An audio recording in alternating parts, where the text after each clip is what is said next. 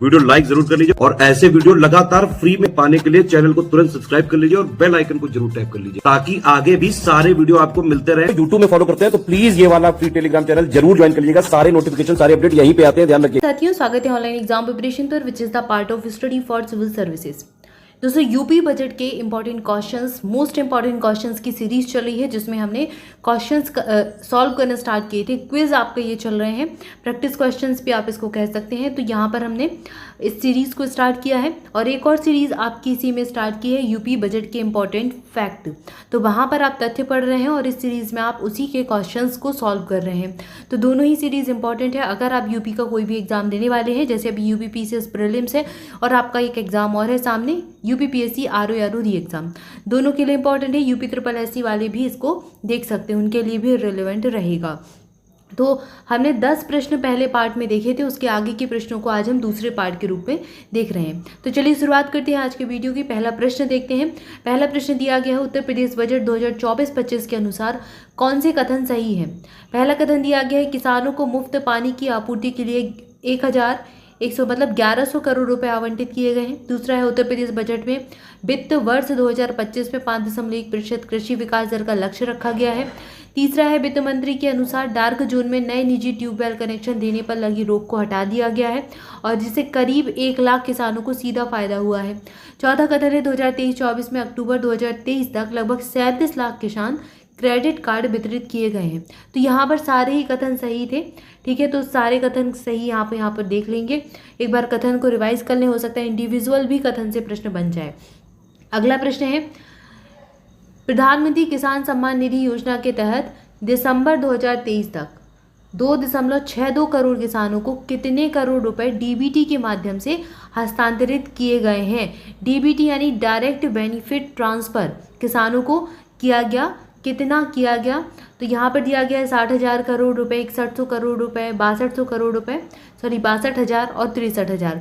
तो यहाँ पर ऑप्शन डी सही उत्तर हो जाएगा। 63,000 करोड़ रुपए डीबीटी किया गया है, डायरेक्ट बेनिफिट ट्रांसफर किसानों को किया गया। ऑप्शन डी सही उत्तर है, ठीक है। यहाँ पर वही दिया गया है, 2.62 करोड़ किसानों को 63,000 करोड़ रुपए डीबीटी के माध्यम से हस्तांतरित किए गए दिसंबर 2023 तक। किस योजना के तहत? किसान सम्मान निधि योजना मत भूल जाइएगा।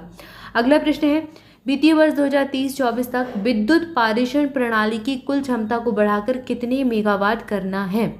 तो यहाँ पर 23-24 तक की बात हो रही है। ये लक्ष्य से अक्सर प्रश्न पूछे जाते हैं, तो इनको बिल्कुल याद करना है, ठीक है। तो यहाँ पर सही उत्तर हो जाएगा 31,500 मेगावाट। ऑप्शन सी सही उत्तर है।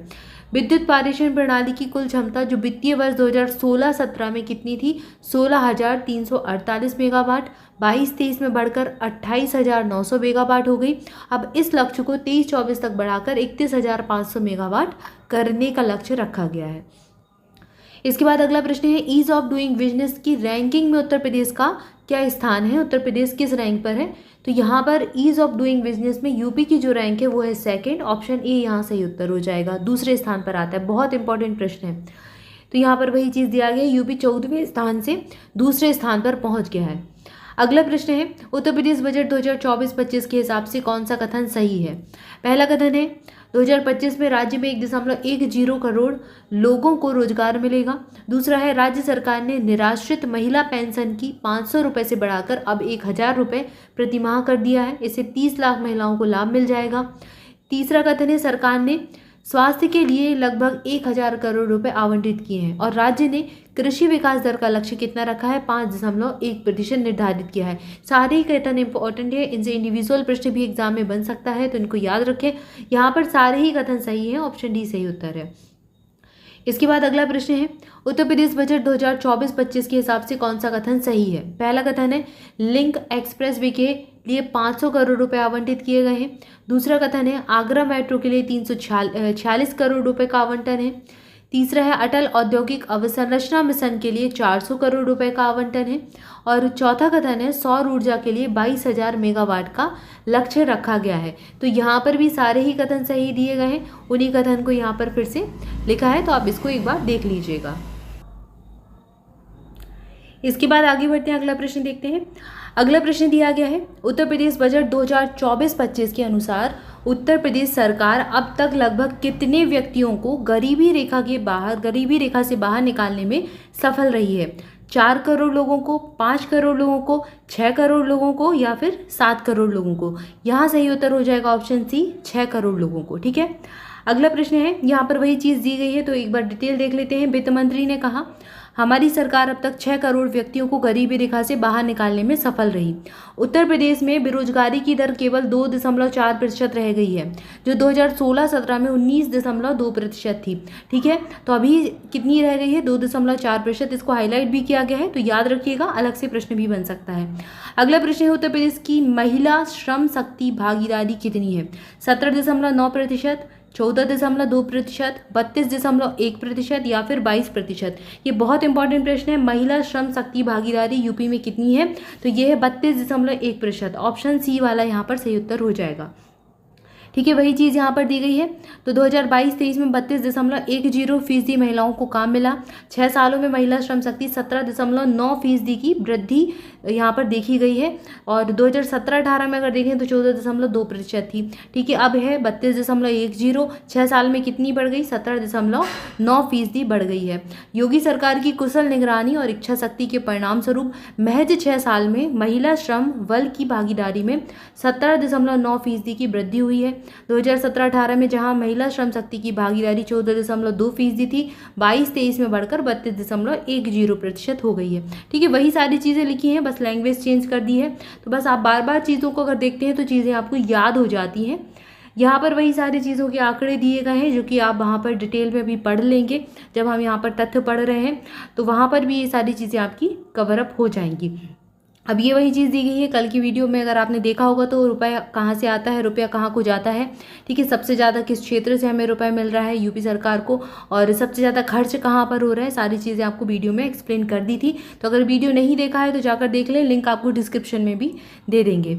इसके बाद अगला प्रश्न देखते हैं, उत्तर प्रदेश बजट 2024-25 ने सबसे ज़्यादा आवंटन किस विभाग को किया है? कल भी ये चीज़ पढ़ाई थी। पुलिस विभाग, ऊर्जा विभाग, लोक निर्माण विभाग या फिर इनमें से कोई नहीं? तो सबसे ज़्यादा जो आवंटन पैसे के लिए किया गया है इस साल के बजट में वो है प्राथमिक शिक्षा। प्राथमिक शिक्षा पर सरकार बहुत ध्यान देगी। तो इनमें से कोई नहीं सही उत्तर हो जाएगा ऑप्शन डी, क्योंकि प्राथमिक शिक्षा सही उत्तर है।